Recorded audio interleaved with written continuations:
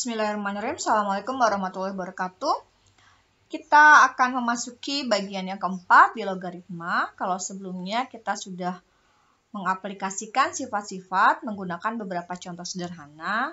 Nah, sekarang ada juga beberapa contoh lain, tapi di sini nilai logaritmanya untuk beberapa diketahui. Seperti yang sudah pernah beritahukan bahwa logaritma itu bisa dicari dengan menggunakan definisi ya, karena logaritma itu merupakan kebalikan dari pangkat. Kemudian yang kedua, kita bisa menggunakan kalkulator saintifik untuk mencari nilai suatu logaritma. Nah, yang ketiga, kita bisa mencari nilai suatu logaritma itu menggunakan tabel.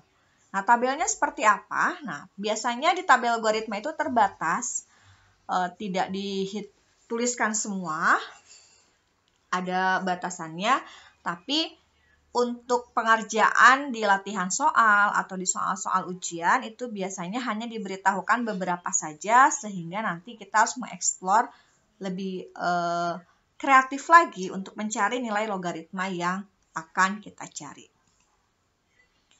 Ini adalah salah satu contoh. Dalam soal biasanya hanya diketahui dua saja. Misalkan, jika log 2 sama dengan 0,301, berarti ini kan 10 log 2 ya. Kemudian log 3 sama dengan 0,477. Tentukan yang pertama log 6, yang kedua log 1,5, yang ketiga log 12, yang keempat log 24, yang kelima log 25. Nah, nilai log 2 dan log 3 ini bisa dicari di tabel atau dengan menggunakan kalkulator. Nah, semisal nilai logaritma yang 5 ini nggak boleh menggunakan kalkulator atau tabel, maka kita harus cari sendiri. Bagaimana caranya?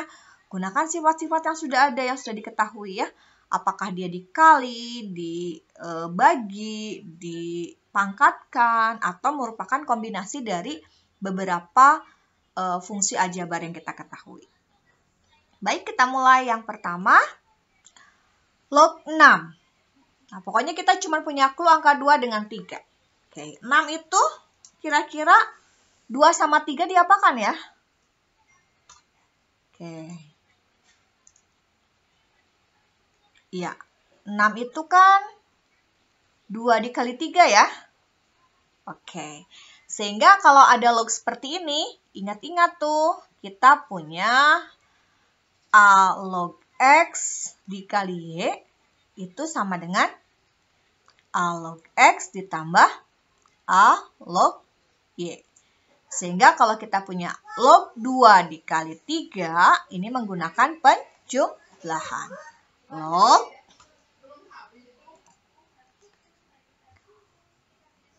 Log 2-nya berarti dikalikan dengan 3 ya.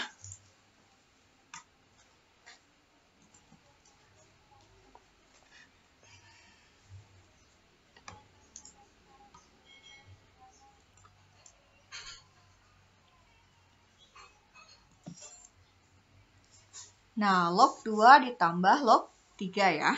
Log 2 tambah log 3 ini berarti nanti kita akan cari hasilnya dari 0,301 ditambah dengan 0,477.